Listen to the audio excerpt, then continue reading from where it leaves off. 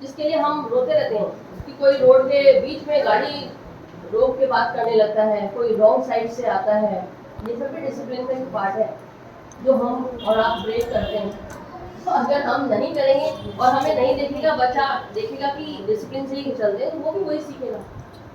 तो भाई अपनी कंट्री को, और इसको हम बोलते रहते हैं कि भाई हिंदुस्तान का कुछ नहीं हो सकता, इस देश का कुछ नहीं हो सकता, तो हम ही लोग हैं जिसमें अगर कुछ हो सकता है तो हम लोग ही हैं। हम ही लोग उसको बिगाड़ते हैं, हम ही लोग उसको सही भी कर सकते हैं। तो क्यों ना फिर शुरुआत की जाए अपने, और कम से कम हम अपने बच्चों को, जो आने वाली पीढ़ी है, उसको तो ये सारी चीज़ें सिखा के तैयार करें। तो आपको, अगर मैंने अपनी बातें आपको बोल दी हैं, अब आपको कुछ कहना है तो आप बोल सकते हैं।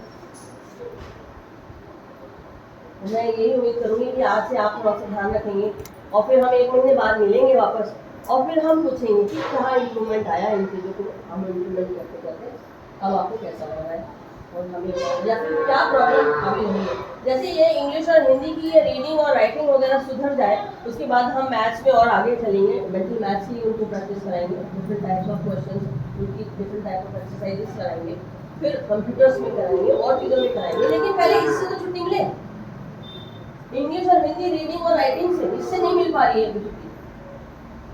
क्योंकि पहले एक चीज़ के पीछे पढ़ेंगे तब वो ठीक होएगी, उसके बाद आगे चलेंगे।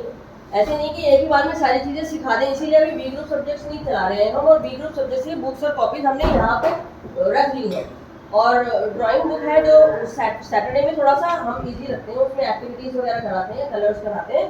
तो बच्चों के कलर्स हम बोलते हैं कि आप अपने बैग में रखो, और ड्राइंग बुक्स यहाँ पे रहती हैं, हम उनको देते हैं, कराते हैं। धीरे धीरे अभी सीसी एक्टिविटीज़ वगैरह भी होंगी, तो उसमें क्राफ्ट वगैरह, सिंगिंग, डांसिंग और ये अपनी राइमिंग, वो सब तो कराएंगे। बट वैसे भी सैटरडेज में थोड़ी सी इस तरह की एक्टिविटीज़ कराते हैं। तो ये सारी चीज़ें हैं कि एक तो आप रेगुलरिटी पे ध्यान दें कि बच्चे जरूर आए, और हाँ डिसिप्लिन पे, मतलब थोड़ा टाइम, ये बच्चे कई बार लेट हो जाते हैं, और कुछ पेरेंट्स टाइम से पहले लेने भी आ जाते हैं, तो वो भी थोड़ा टाइमिंग्स का ध्यान रखें। अभी हमने टाइमिंग नर्सरी का थोड़ा कम किया हुआ था, अब तो हम उसको थोड़ा बढ़ा देंगे, 12 बजे कर देंगे, आपको इन्फॉर्म कर देंगे जैसे चेंज होगा टाइम।